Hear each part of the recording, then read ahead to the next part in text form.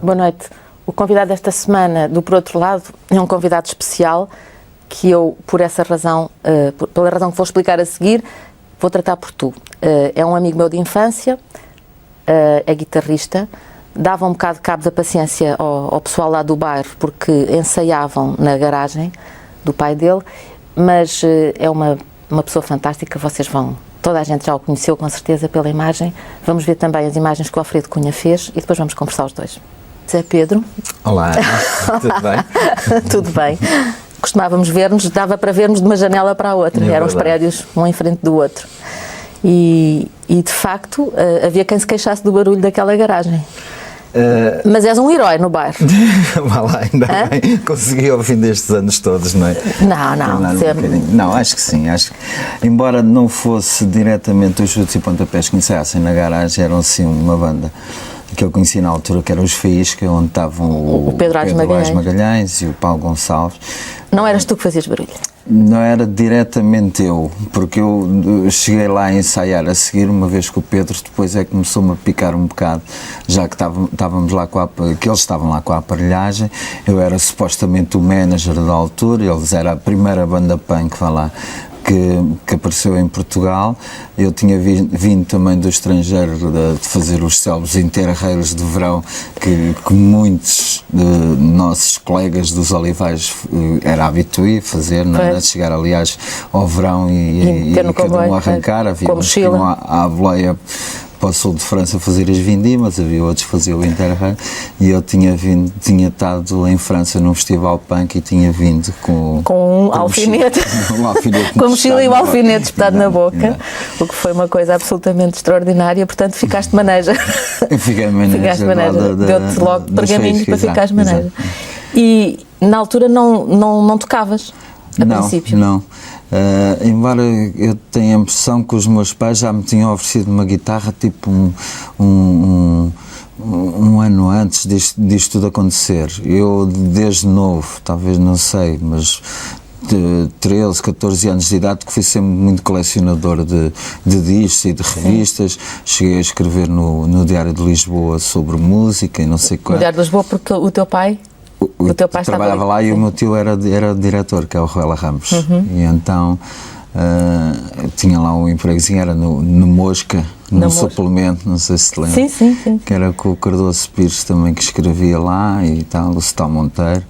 E é uma grande equipa. Era, por acaso era muito simpático, embora eu fosse lá o puto ali da coisa, eles tinham uma certa proteção comigo, uma vez que eu não era bem jornalista e estava lá só a escrever. Escrevias sobre música? Só. E andava sempre... Escrevia uns artigozinhos pequenos, fazia tipo...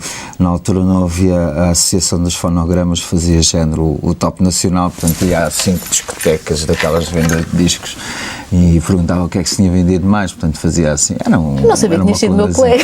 É mais uma coisa que temos em comum, estás a ver? Não, mas depois deixei logo de escrever, porque entretanto o suplemento também acabou, já não me lembro, eu terei escrito...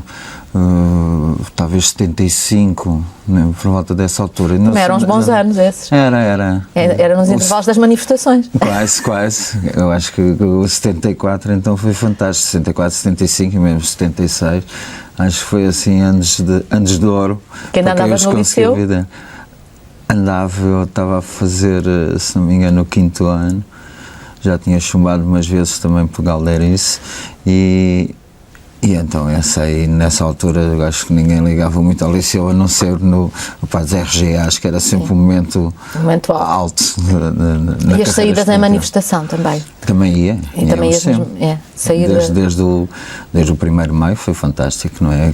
O primeiro de Maio em Lisboa, que foi uma coisa estrondosa, até mesmo ao assalto à Embaixada de Espanha, na altura em que estavam a ser condenados à morte 5 terroristas em Espanha, e que foi o assalto ao consulado. Eu lembro perfeitamente, estava na cama e eu, se não me engano, o MRPP tinha ocupado a Rádio Renascença e então estava a transmitir em direto os assaltos. O relato do assalto. Então ainda meti no táxi e fui para a Praça de Espanha. Mas assistir a coisa. Ir de táxi e assistir a uma ocupação de uma embaixada. Uma destruição de uma embaixada. Uma destruição completa. Uma coisa completamente. Mas pronto, também era um ambiente que vivia-se na altura, não havia e não houve uma violência assim física. Depois, claro que quando o sol estava a nascer apareceram os comandos da Amadora, que eram os terríveis comandos de Jaime Neves. Exatamente. E começaram a disparar para o ar e lá se refugiou na Gulbenkian em Itália, mas aquilo era mais adrenalina do que propriamente alguma tentativa de guerra civil ou qualquer coisa. Isso também havia uns grupos lá nos Olivais, uns grupos também de... separatistas, sim, não é? de uma certa ação, de uma espécie de movimentos de independência. Exato. Também andaste metido nisso? Não, haviam três pelo menos famosos. Que um era a FLOB, a Frente de Libertação dos Oprimidos do Bairro da Encarnação, que essa era da geração um bocadinho acima da que eu vivia. Eu fazia parte da CRIM, que era o Comitê Revolucionário para a Independência das Massas da Encarnação. Das Massas da Encarnação. Exato. E faziam ações terríveis, imagino. Aquilo era mais... Era mais jogar futebol. Exatamente. Mas roubávamos umas laranjas na mercearia e tal, fazíamos assim... coisas heroicas. Chateávamos um bocado os comerciantes assim mais fascistas, como a gente chamava. Fazíamos umas inscrições nas portas e tal. Mas ainda hoje estão lá os mesmos comerciantes, ainda gostam de ti. Exatamente. Vamos lá. Agora, depois de ter revelado então o meu passado terrorista, acho que não sei se vão continuar. Não sei se vou sofrer algumas represálias, mas não, acho que também nunca entramos mais uma vez digo que aquilo era mais também da adolescência. Eu acho que esse período de 25 de Abril, pelo menos para o pessoal da nossa idade, foi um bocado de motivo de uma festa assim geral, não é? Acho que até nunca ninguém se tinha percebido e mesmo na altura não se percebeu muito bem o significado político das questões que estavam um bocado em jogo, portanto havia mais, era mais festa de se juntar, porque não era hábito de juntar-se tanta gente na rua a ver uma causa para se defender ou não existia esse tipo de coisas, portanto nós nos Olivais era uma maneira de nos sentirmos entusiasmados com o movimento citadino e urbano de Lisboa, não é? Era, e de qualquer modo, eu acho que todas as gerações deviam ter direito a um 25 de Abril. Eu acho que sim, porque eu acho que de qualquer maneira eu tenho a impressão que apanho isto por volta dos meus 16, 17 ou 18 anos, mais ou menos, e que é a altura realmente onde é bom uma pessoa ter um sítio onde pertence, não é? Exato, um clã onde pertence, haver uma unidade que nos faça crescer, nos faça sentir um bocado vivos, ter aqueles sonhos de sou capaz e tal, e ter aquela ansiedade e ter uma maneira. Eu tenho a impressão que é um dos grandes vazios destas gerações novas, é esses sonhos e esses desejos não serem vividos, se calhar em alturas que se devia viver e que se devia que andam ali preocupados em entrar na universidade, não é? Exato, e depois acabam por isso, ou perder-se noutras coisas, ou não sei, ou felizmente alguns conseguem encontrar os seus pontos de equilíbrio em qualquer coisa que lhes apeteça fazer, mas eu acho que a maior parte das novas gerações vivem um bocado desencantadas, não acreditam pronto, como eu se calhar na altura acreditava que podia ser um rockstar, embora aquilo fosse tudo assim um bocado inferno. Também tornei-me. És a nossa rockstar. Mas acho que me tornei, se calhar nunca se treinavas os gestos? Não, na altura, quando começaste. Eu vou-te confessar um bocado. Antes de aprender a tocar guitarra, eu lembro que as minhas irmãs depois lá nos desenhos tinham aqueles T's as léguas em T, sim, em madeira. E eu aprendia aquilo com os cordéis e fechava-me no quarto e ensaiava por cima dos discos. Portanto, os gestos. Em cima dos discos, portanto, era exclusivamente ensaiar um bocado os gestos. Tinha muito fascínio, e então, desde que vi o primeiro filme dos Rolling Stones, que fiquei completamente fascinado com a figura do Keith Richards. Era muito mais para ti, era muito mais os Rolling Stones do que os Beatles. Era. Sempre foi. Era o Keith Richards para ti. E principalmente o Keith Richards. Mas eles todos, o que significava aos Stones, embora fosse mais normal, ouvisse Beatles nas festas e essas coisas todas também, as melodias eram sempre muito mais fáceis, as pessoas de alguma maneira, mas se calhar o teu irmão Pedro ajudou-me bastante a escolher os Rolling Stones em relação aos Beatles. Sim, embora os Beatles ficassem ainda hoje. Mas os Beatles têm uma parte importantíssima e se calhar muito mais importante no desenvolvimento da música pop internacional do que os Stones. Os Stones têm e iam ter excelentes canções sempre, porque eles são umas figuraças mas acima de tudo o que os Stones tinham era uma atitude rebelde e muito mais rebelde do que os Beatles. Embora os Beatles, por trás daquela capa toda muito bem comportados, até eram bastante mal comportados, exceto o Paul McCartney, que se saiba era o rapaz mais bem comportado, mas John Lennon tinha um fascínio que era mais, tinha desde o início da carreira, tinha a mania que era pior e mais mau do que o Keith Richards. E teve sempre esse fascínio e que tomava mais drogas que o Keith Richards e nunca aguentava aquilo que o Keith Richards fazia, mas ele tinha a mania que havia de ser tão mau quanto o Keith Richards. O meu preferido era o George Harrison, confesso. O George Harrison era mais calmo, portanto os Beatles também tinham uma hierarquia ali engraçada, mas eles deixaram muito mais canções para a história da música pop do que propriamente os Stones alguma vez o irão deixar, embora tenham hinos completamente rebeldes e teenagers, como os Satisfaction, por exemplo. Claro. Mas os Beatles deixaram obras bastante importantes e foram altamente inovadores, não só na maneira como criaram, também tinham o George Martin como produtor, que era realmente um excelente produtor e altamente inovador, coisa que se calhar os Stones não tiveram. Portanto, os Stones sempre assumiram um aspecto mais roqueiro e os Beatles sempre tiveram aquele som um bocado de orquestra atrás, de melodias, de voz e aquelas coisas todas. Tu ouvias muita música então? Ouvia muito. Ouvia e ainda ouço. Ainda ouves, pois. E ouves as coisas atuais? Ouço. Ou ouves as coisas antigas? Ouço tudo. Eu acho que a parte musical, o património musical deixado na área da pop rock e não só, também de jazz, Miles Davis foi outro. Foi o primeiro concerto que eu fui ouvir foi Miles Davis? Foi no primeiro Cascais Jazz e fiquei completamente fascinado. No primeiro Cascais Jazz que idade tinha? Devia ter talvez 14. 14. Foste com os teus pais? Mais ou menos, foi. O meu pai era fascinado por jazz e algumas franjas de blues, especialmente de John Lee Hooker no princípio e não sei o quê, e desde novo que me habituei a ouvir os discos com ele e tal. E ele é que me levou ao primeiro Cascais. Quando chegas ao Cascais Jazz, deve ser lembro-me dessa sensação. Música ao vivo, isto não é só nos discos, não é? Exato. Eles existem. Exatamente. Como é que eu te posso explicar? Eu tenho a impressão que nessa semana terei dormido muito pouco só da excitação de ir ver um festival. Pois. Antes já espetáculo. Eu acho que era normal também nos Cascais Jazz, que durante muitos anos foram realmente, era o ponto de junção da música, era aquele dia, aquele fim de semana que fazia o ano todo quase ter significado, não é?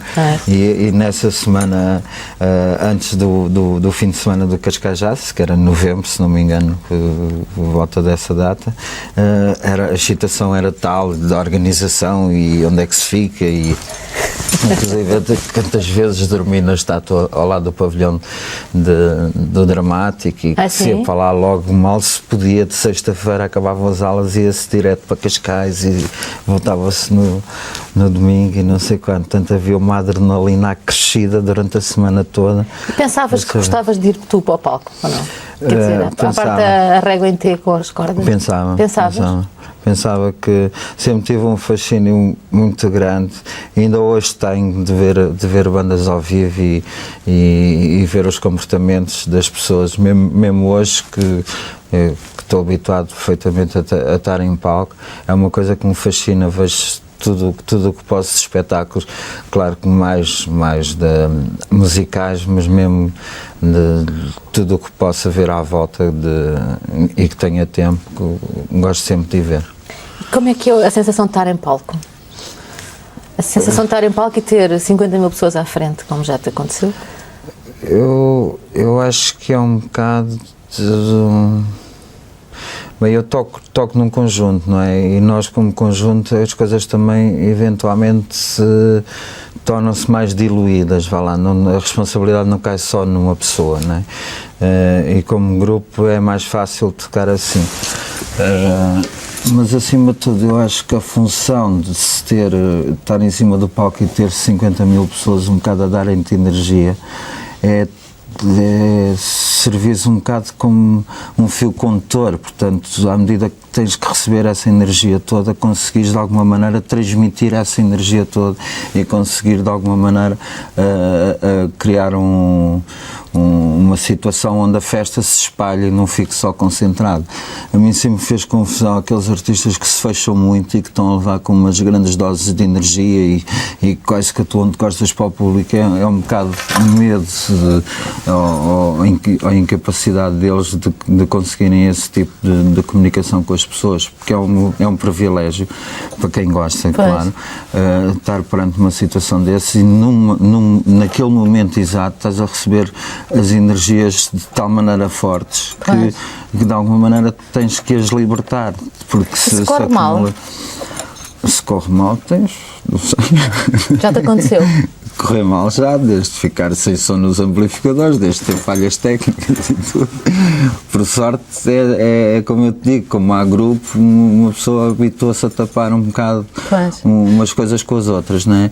Agora, se estiver sozinho em cima do palco, pronto, há artistas que resolvem muito bem problemas. Eu suponho que os problemas maiores que possam advir daí é problemas técnicos, não é? Uma vez que uma pessoa, tendo já alguma experiência de estar em cima do palco, de alguma maneira resolve os seus problemas, vá lá, sentimentais de cima do palco, ou alguma reação negativa por parte do público, uma pessoa, porque para todos os efeitos tens uma autoridade diferente, as pessoas estão a ver porque estás já num plano mais elevado e o resto das pessoas estão lá e pagaram-te ou estão lá para te ver, portanto automaticamente podes tens muito mais apoio do que um indivíduo sozinho que te atira uma garrafa para cima do palco ou que queira agredir verbalmente ou que faça alguma situação mais comprometedora. Nunca tiveste situações de violência do público? Teve. Sim, e como é que consegues lidar com isso? Basta, isso é que eu acho que o artista tem essa autoridade e basta de repente quase que encher o peito de ar e olhares de frente as coisas e às vezes se for preciso, eu não sei, não posso garantir se isso já nos terá acontecido de alguma vez a gente ter tido necessidade de saltar para o meio das pessoas para separar qualquer coisa ou para agredir, até quase um bocado para crescer perante alguma agressão que esteja a vir aí. Mas já todos nós em cima do palco, talvez o João Cabeleira não, porque também é uma figura mais apagada nesse aspecto imediato, porque musicalmente é muito rico e é menos interveniente no aspecto de estar a olhar para as pessoas. Mas tanto o Calu como o Tim ou como eu, já expulsámos pessoas da assistência e no meio de 20 mil pessoas consegui tirar um de lá para acalmar determinadas situações. Isso com a experiência também se vai aprendendo, não é? Vai.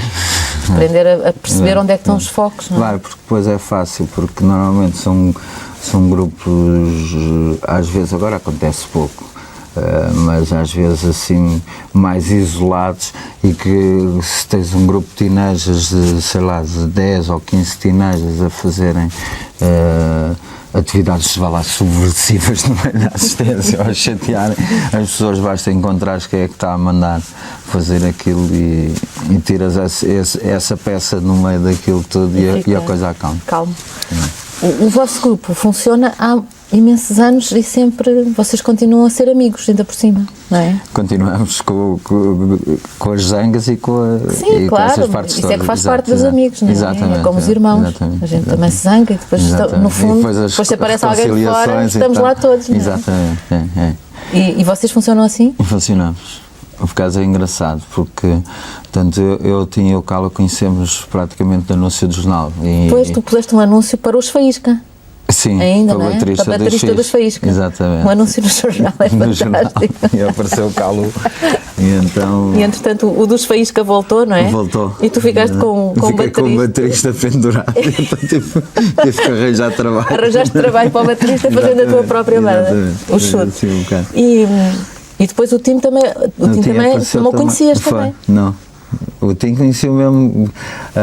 Nós ensaiávamos, talvez nos 2, 3 primeiros anos, alugávamos umas salas de ensaio que tinham amplificadores, porque eu tinha uma guitarra, acho que o Calo tinha uma bateria feita à mão, o Tim nem tinha baixo, depois lá conseguimos juntar o cachê e comprar-lhe um baixo. E alugávamos a sala à hora, era daquelas salas à hora. E então os três conhecemos, o Calo tinha conhecido antes, mas os três conhecemos na sala de ensaios. Mesmo eles olham para mim e agora, eu tenho aqui umas músicas e tal. Tu tinhas escrito? Tinha. Que são as primeiras, quais são? Ainda tocam essas? Algumas, tocamos o Morte Lenta, que terá sido de tipo a segunda ou terceira música que ensaiámos. Tinha os Dados Viciados, que só gravámos no último disco ao vivo, embora com uma o disco que acabaram agora de lançar. Não, que agora acabámos de lançar um disco ao vivo, não é? Sim. No disco anterior de estúdio. Sim. Não, nos 2 anteriores, desculpa, que chamava-se mesmo Dados Viciados. O disco, e assim ensaiámos, embora as partes sejam diferentes, mas também vem dessa altura. Essa ligação também provavelmente tem que ver com o facto de viveres, tu seres de uma família em que há um grande espírito de grupo, não é? Vocês são uma espécie de clã. Exato. Vocês também. Sim. Os soldadias. Ali na zona. Vocês eram mais, eram 7, nós só éramos 6. Vocês batiam o recorde. Sim, mas vocês funcionavam muito em grupo. Era. Ainda tinhas que fazer aquilo de ir. Eu acho que quando se tem irmãos assim muito seguidos, no caso o meu e do teu, que de alguma maneira há um espírito que fica sempre, que é aquele, a defesa, não é? Daquilo que é seu. É por isso, quando há bocado falavas e bem, naquela, se acontecer alguma coisa, estamos todos lá. Percebes? E isso cria-se um bocado também naquelas defesas de não só das raparigas com os rapazes, com os manos, vá lá, as manas com os manos. Tinhas que acompanhar as tuas irmãs. Então, quando eu namorar, aquilo era uma lançada, lá tinha que ir ao banco do jardim. Os pais diziam, só vais se o teu irmão for. Mas acho que era. Apanhaste grandes secas. Ui, é verdade. E as festas nas garagens? Deviam ser umas músicas que não te diziam nada, não? Não, porque eu normalmente, depois elas começavam lá aos beijinhos e tal, e eu ficava agarrado aos discos, então lá metia os discos. E punhas os discos que elas queriam? Os slows? Mais ou menos, aquilo depois obrigava a umas regras na altura, que era as partes do shake, e depois passava-se ali uma hora de slows, depois era mais uma hora de shakes e tal, e eu rodava sempre ali, o teu irmão também fazia isso, e eu aprendi muito com ele como DJ, porque ele era o expoente máximo das festas. Então, aí mais tarde, não tão cedo, porque aquilo começou com as manas, quando vinham de Odivelas, tinham uns fins de semana assim meio nos quartos e nas garagens das amigas, metia-se um lenço vermelho em cima da luz, não é? Havia aquelas primeiras festas. E depois começou aquilo a tornar-se de alguma maneira mais sofisticado, já havia a aparelhagem, e então... A aparelhagem que tinham que andar com aquilo às costas, que aquilo era tudo pesadíssimo. Mas depois havia as célebres festas da garagem do Toji, por exemplo, que pertencia aos Ficha Triple, o guitarrista, de quem eu ia muitas vezes ensaiar, ver eles a ensaiar, onde tocou também o teu irmão Ricardo. Nós daqui a bocado temos a história das duas famílias. Exato. Mas o Pedro era realmente um expoente máximo nas festas, quando se ouvia falar no Pedro Sousa Dias a ir pôr música na festa X, ou eu tenho a impressão que ele inclusive, não me lembro, mas que chegou a fazer uma noite ou outra no Zodíaco e não sei qual. Tenho sabes uma mais ideia, do ou que pelo eu. menos havia assim umas foras mesmo dos olivais, então aquilo era mesmo. E nas bastante festas dos excitante. liceus também havia esse número depois- das festas dos liceus. Exato. E ainda mantens aquele hábito de pôr a mesma música no fim? Porque tu continuas a ser Exato. DJ, não é? Continuo. E gostas? E gosto imenso, adoro. Acho que uma pessoa que seja. Eu sou colecionador de discos, acima de tudo, e uma pessoa que colecione discos e se interessa por isso tem que arranjar sítios onde os utilize, senão acaba por ser um bocado peça morta e nunca fui muito de como é que eu ia dizer, de gostar de ter as coisas só para mim, ou antes pelo coleção de contrário. selos só para tu andares ali às Exato, voltas. só para estar ali. Nunca fui assim, porque eu lembro-me os meus primeiros discos que comprei e que juntávamos 4 e 5, mandávamos vir de Inglaterra uns discos e não sei quanto, e depois mesmo que os discos chegassem a meio da semana a gente não os ouvia porque tinha que ser ao fim de semana, que é para quando tivéssemos todos e ouvíamos os discos todos de seguida de uma ponta à outra, quer a faixa fosse boa, quer fosse má, a gente ouvia, depois a seguir pegava noutra e metia e tal. Ainda é LPs. Mas todos juntos, que era para irmos ao mesmo tempo analisando a questão. Portanto, eu aprendi muito a ouvir música assim um bocado em conjunto, isso, a partilhar. E então tenho que estar sempre, como tenho, felizmente colaboro com o Miguel Quintão na Vox, faço uma hora por semana onde temos os discos, contamos um bocado de história e buscar muita coisa ao passado, porque acho que é importantíssimo para as referências de músicas novas, mesmo partes eletrónicas de hoje em dia. Acho que vá lá que os novos DJs ou as novas pessoas ligadas à música perderam muito e não se interessam muito pelo passado, onde é que vem, não sei quantos, e ficam naquela, são os cotas e tal, e não ligam.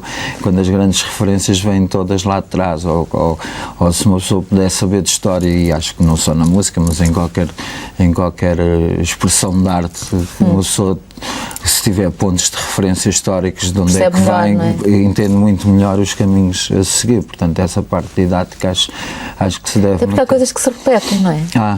Há completamente, e há coisas que hoje em dia podem ser, embora não haja atualmente no panorama internacional nenhum sucesso ou nenhuma corrente hoje em dia musical que esteja, vá lá no topo, mesmo acima, há uma data de tentativas agora para ver o que é que se irá passar a nível de música, mas há muitas referências mesmo dentro da eletrónica que vão buscar coisas e samplers e samplers que serão pequenas gravações que são repetidas na música, a coisas já de 1960 e tal. E tu sentes-te cota?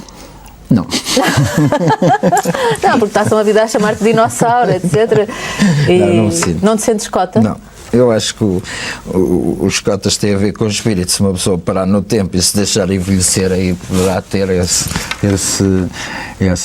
adjetivo de cota. Até lá, acho que não tem a ver com a idade, tem a ver com o espírito sempre, não é? Claro que se uma pessoa fechar em casa e ficar naquela eu sei tudo e tu não sabes nada, para as gerações mais novas, no meu tempo é que era bom, isso é a definição de cota, porque eu acho que tantas gerações mais novas têm a aprender com gerações mais velhas, como vice-versa, e quando uma pessoa fechar essa porta de comunicação, está-se a estragar tanto para um lado como para o outro. Também estou a perguntar isto porque tu tiveste durante muito tempo o bar, o Johnny Guitar, onde tinhas sempre imensos miúdos, vá lá. Nós, como temos a mesma idade, podemos dizer assim, passa despercebido. Sim, mas são miúdos para todos os São miúdos. E tinhas sempre aquilo cheio de miúdos, que não eram obviamente cotas, e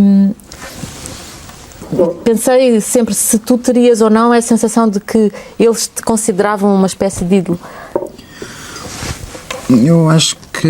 Eu tenho que confessar que subi imenso a minha cotação junto dos meus filhos mais velhos pelo facto de te conhecer de infância, quer dizer, tenho que confessar isso. Isto foi um elemento de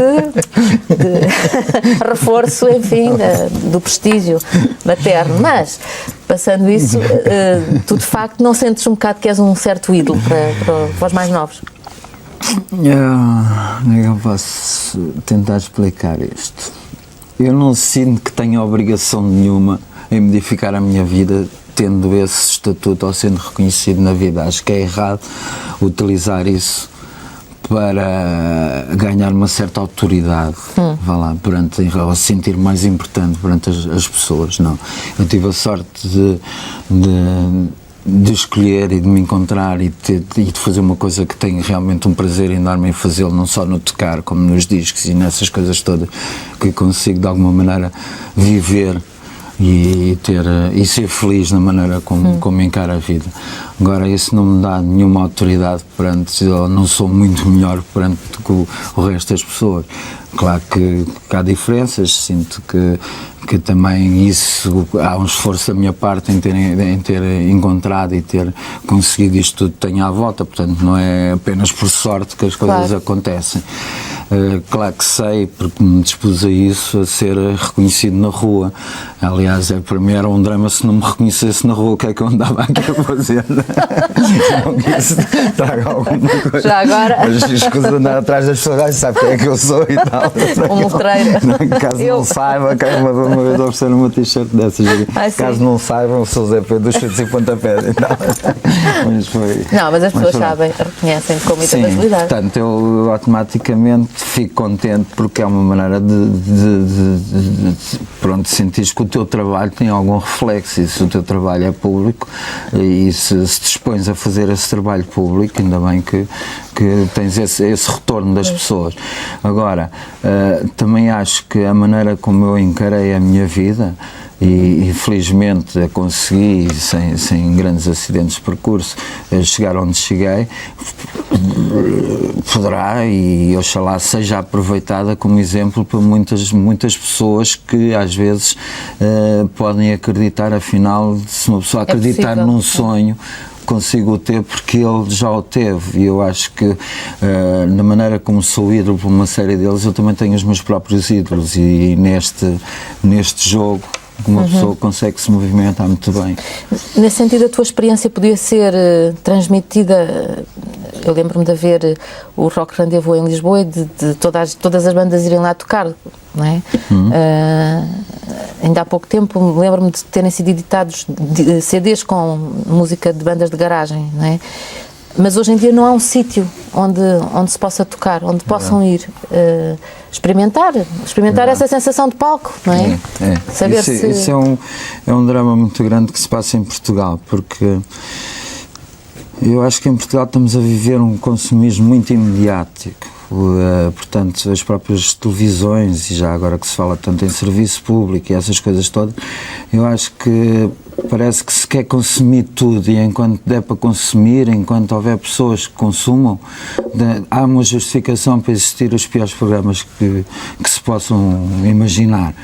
E a desculpa é sempre, isto é o povo que quer assim, é o que as pessoas gostam, não sei quem, e ninguém faz esforço nenhum para alterar e para ter um processo, mais uma vez, didático no meio disto tudo. Há coisas em que se tem que acreditar que é saudável para as pessoas verem e ouvirem, não é? E que vai educar as pessoas mais velhas e mais novas.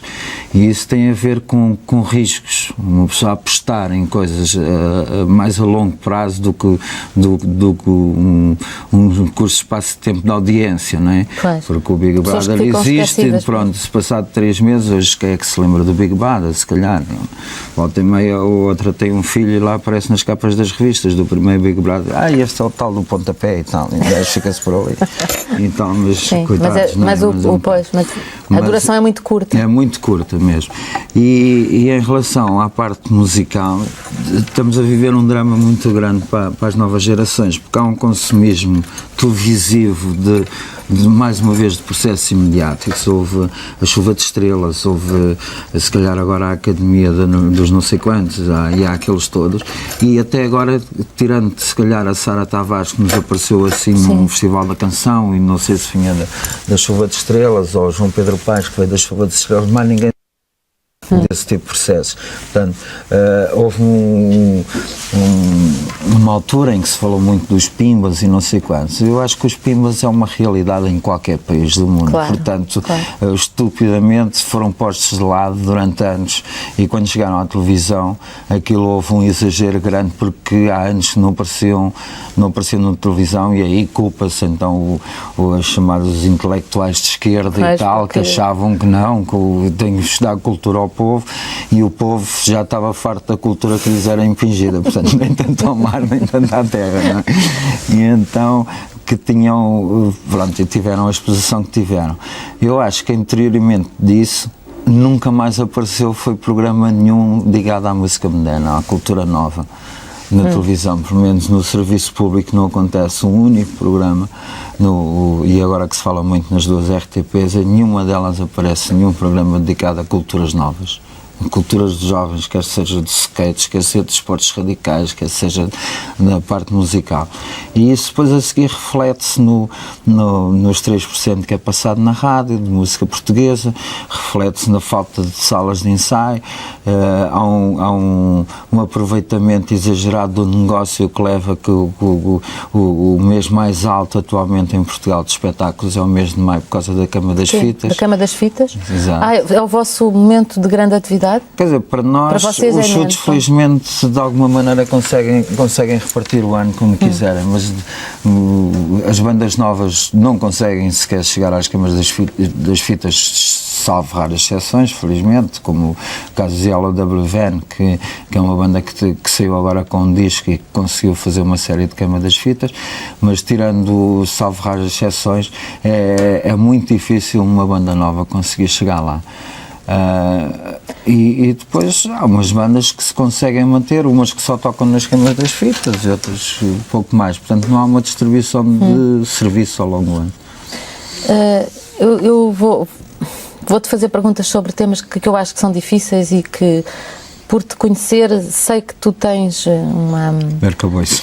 Pois, tens pedalada e olha, se não tiveres, aguenta. Está bem? Estou preparado.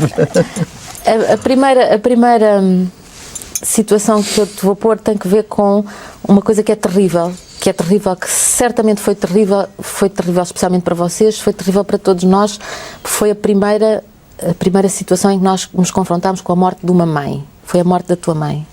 Quando a tua mãe morreu, tu eras muito novo e tinhas irmãos pequeninos. Como é que é possível arrumar isso na cabeça? Não se arruma, não é? Não se arruma, mas a tua mãe era lindíssima, deixa-me dizer-te, era a mulher. E era uma autoridade dentro da família, que era um equilíbrio muito grande que havia dentro da família, era ela, porque o meu pai sendo militar e nós acompanhando o meu pai às vezes, nem sempre, mas e nem todos juntos da mesma maneira, mas estivemos em Timor quase todos, estivemos na Guiné uma série deles, acabámos de ir para Angola pelo 25 de Abril, mas de qualquer maneira a minha mãe, nesse ponto de união de família em vários pontos de vários sítios do globo, né?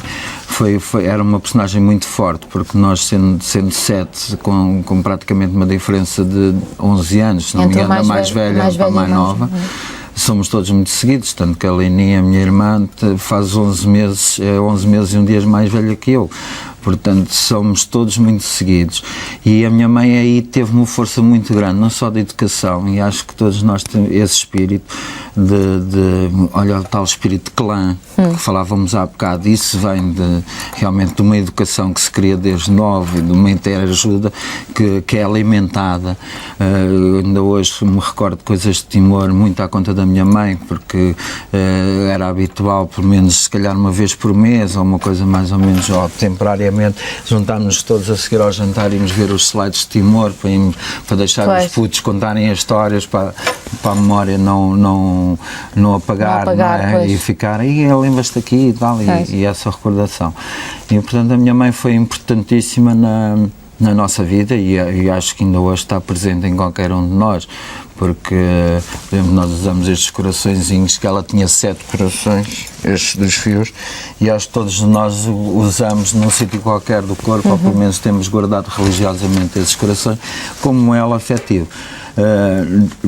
Hoje em dia falamos da minha mãe normalmente, claro que na altura e como o processo da morte dela foi um bocado doloroso, foi de cancro e foi um bocado arrastado todo esse tipo de processo, e que houve realmente um sofrimento grande e inevitável, que se gerou à volta, tanto que uma das minhas irmãs também escreveu um livro sobre esse tipo de sentimentos. Acho que também cada um de nós teve os seus sentimentos, exatamente, e a sua maneira de ver a coisa e de contribuir para de alguma maneira aliviar um bocado a tensão que se criou.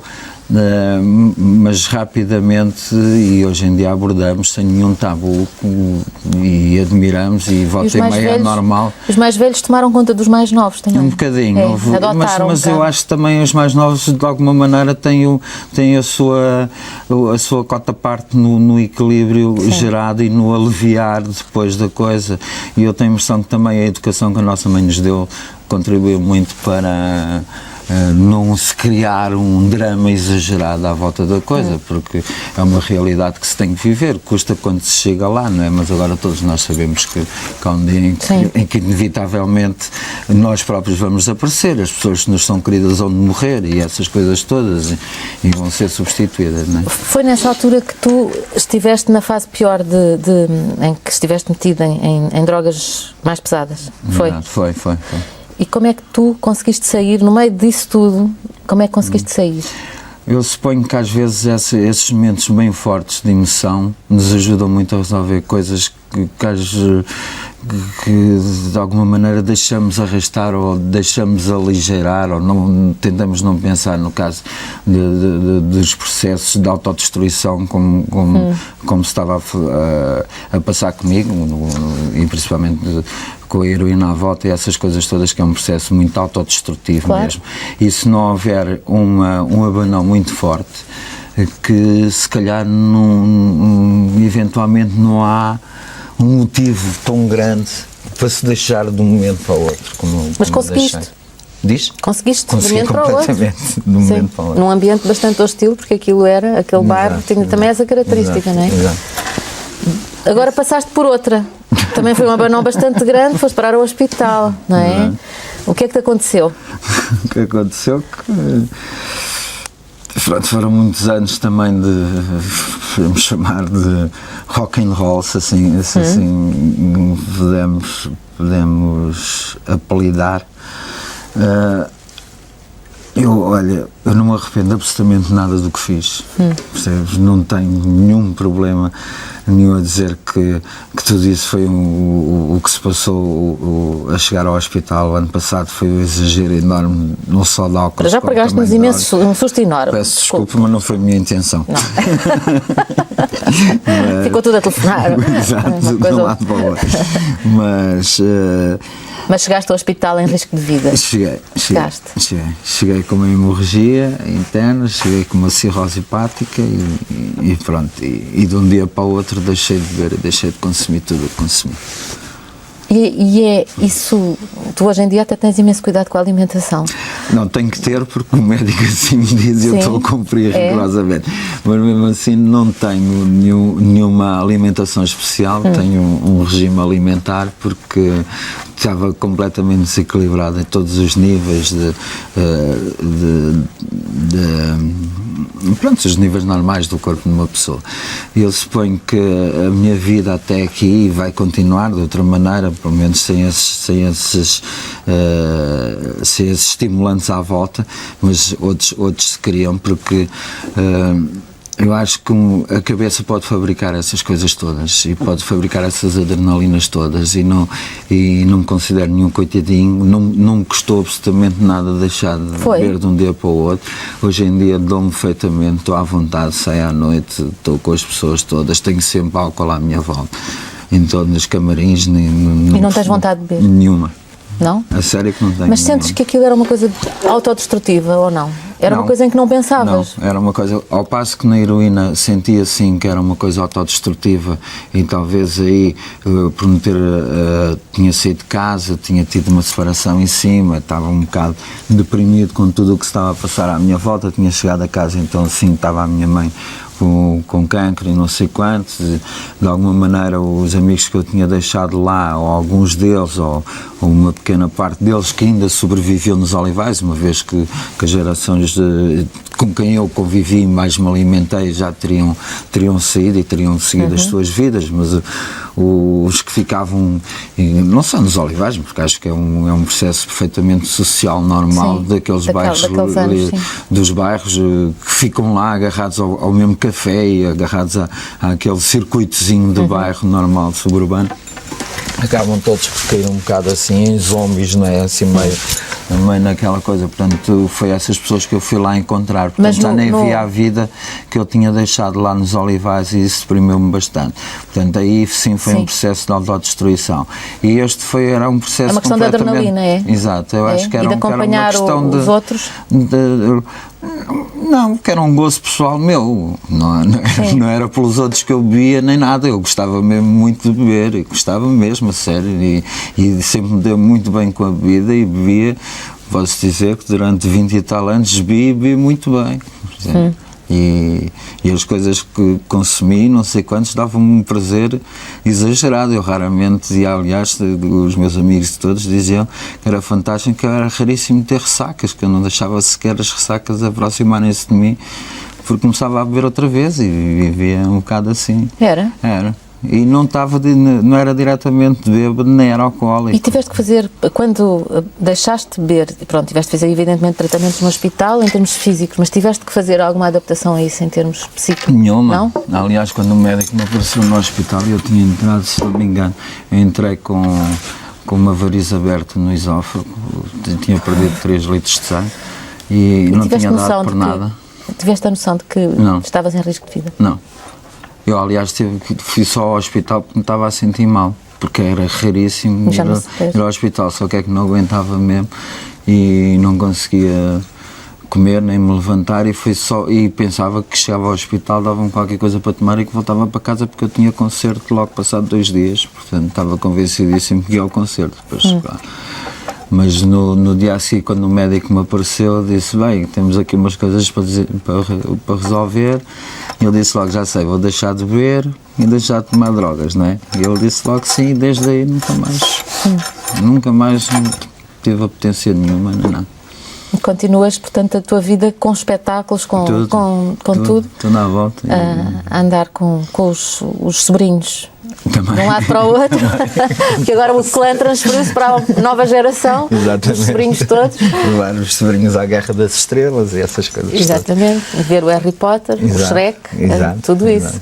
Que aliás eles têm mais sorte do que nós víamos cada chatice, não é? Aqueles filmes eram uma chatice, umas coisas para chorar sempre, e eles têm uma sorte fantástica. As minhas irmãs tinham esse hábito, especialmente a minha irmã mais velha gostava muito, 2 das minhas irmãs iam às sessões das 7 da tarde, que era a sessão mais deprimente do cinema, e ir a uma sessão das 7 da tarde e escolhiam os filmes onde se chorava mesmo e escolhiam os filmes mesmo para chorar, e tinham um grupinho já do cinema que iam ali para o quarteto, que era às 4 salas, onde é que se chora mais e tal. É naquele, chorei tanto e tal.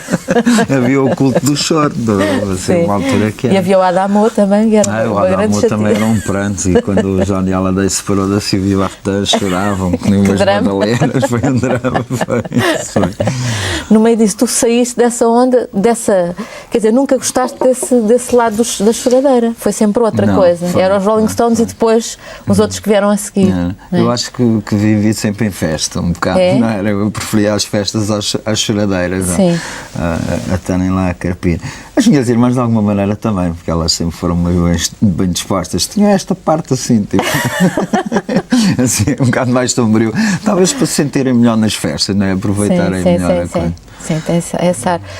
Quais eram as bandas de que tu gostavas, para além dos Rolling Stones e do Keith Richards? Exatamente. Que guitarrista é que é assim, o teu guitarrista? O Keith Richards. É? Isso, sem dúvida. Não é o Jimi Hendrix? Não. O Jimi Hendrix, eu gosto muito de Jimi Hendrix, tenho uma grande admiração por ele, mas o Jimi Hendrix sempre foi uma pessoa mais técnica. Ele, aliás, é um grande inovador ainda hoje em dia. Se as novas gerações puderem de alguma maneira ouvir o Jimi Hendrix, ele era mesmo inovador. A guitarra para ele era um prolongamento do seu corpo e não sei o quê. A minha atitude, eu como guitarra ritmo e não como solista, que era o Jimi Hendrix, tive sempre a admiração grande pelo Keith Richards, na maneira como ele metia a guitarra, a maneira como ele se movimentava, a ligação que ele tinha com o próprio instrumento, a ligação física até com o próprio instrumento. Portanto, o Keith Richards é o meu guitarrista de eleição, sem dúvida nenhuma. O primeiro disco que eu comprei foi os Creedence Clearwater Revival.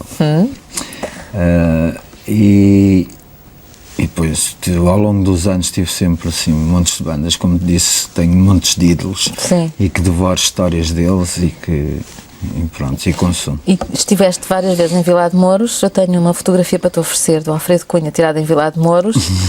É curioso porque geralmente as fotografias que ele tem oferecido são sempre a preto e branco, aquela é a cores, há de ter algum significado, mas isso é entre vocês. Ele ficou de me contar depois. Mas Vilar de Mouros também tem um ambiente especial, não? Tem. Vilar de Mouros, eu nunca consegui ir nem ao primeiro nem ao segundo. O primeiro era novo demais para ir. Foi Os pais não deixavam. Não deixaram, porque era muito longe. Eu, embora fosse já ao Cascais Jazz, para Vilar de Mouros era outra coisa. E o segundo não fui, não faço ideia porquê, mas foi assim uma coisa... Era o nosso Woodstockzinho. Era. E era o ambiente enorme para era aquele convívio, tudo à volta, uma pessoa ir de mochila, não é? De chegar lá, ou acampar, ou conhecer as outras pessoas, ouvir histórias, compartilhar os charros, fazer aquela coisa toda, e depois beber as cervejas e não sei quantos, e quem sabe ali uns namoros à volta e essas coisas, ou estar ao ar livre, já não era diretamente, claro que as bandas eram sempre um atrativo, mas uma pessoa não é, e tem a impressão que hoje em dia também não é o que motiva diretamente, quer dizer, o cartaz será o chamariz, vá lá, mas o estar lá é que é, não é? Não se vai diretamente porque vem tocar aquele ou outro, ou não sei o que é, claro que há as noites que uma pessoa tem que selecionar e realmente quer ver a PJ Harvey ou quer ver este ou aquele e vai, e nessa altura toma um bocadinho mais atenção, mas eu acho que acima de tudo é o estar lá e compartilhar as tendas, exatamente. Pois hoje em dia o Sudoeste e todos esses festivais, embora acho que hoje em dia há festivais a mais, acho eu, porque e de alguma maneira vão-se perder, esse espírito vai-se perder, porque chegas ao verão e já estão tantos festivais em cima, que eu tenho a noção que esse espírito vai perder. Claro que há pessoas que devem andar, alugam o carro, tiram um mês de férias e fazem os festivais todos. Mas tenho a impressão que se de alguma maneira pudessem ser um bocadinho menos, ou pelo menos não se aproveitar, parece outra vez, mais uma vez, aquele espaço de audiência, bem, isto está a dar festivais, e bora fazer os festivais todos em Portugal. E quando começar a dar prejuízo, acabam-se festivais e qualquer dia não temos festivais em lado nenhum. Bem, esperamos que isso não aconteça. Esperemos que tu continues com mais, quer dizer, daqui a uns anos fazer como o Keith Richards ainda a tocar. Joe Cocker, vi cá o Joe Cocker e estava com a sensação, ele vai morrer, ele não aguenta, mas aguenta sempre, é extraordinário. Mas aguenta-se, eu acho que quando há esse espírito inerente é fantástico ver pessoas muito mais velhas que nós e que foram nossos ídolos da adolescência ainda estarem bem vivos, e eu costumo ir ver bandas também antigas, porque acho que é sempre uma grande referência, nem passei de lá, nem que saia de lá naquela que chatice, que a gente está morto e ninguém lhe disse que já estava morto, essas coisas todas, mas é fantástico como os Rolling Stones hoje em dia, por exemplo, são ainda a grande banda de estádios que existe no mundo, e os U2, que será a segunda banda de estádios do mundo, fica em receitas e a nível de espetáculos. Eu tive a oportunidade de ver o dos U2 e vi-o por dentro, vi a montagem toda, e o dos Stones fica 2 vezes acima do dos U2 mesmo hoje em dia.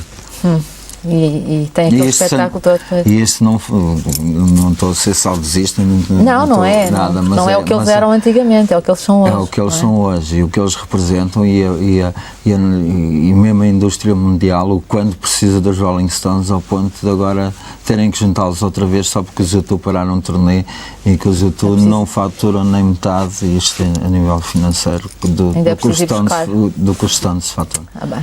Então, olha, dinossauro. Obrigado. Cota. Obrigada por teres vindo. Nada, foi um prazer. Boa Também sorte para também. mim. Tá? Obrigada.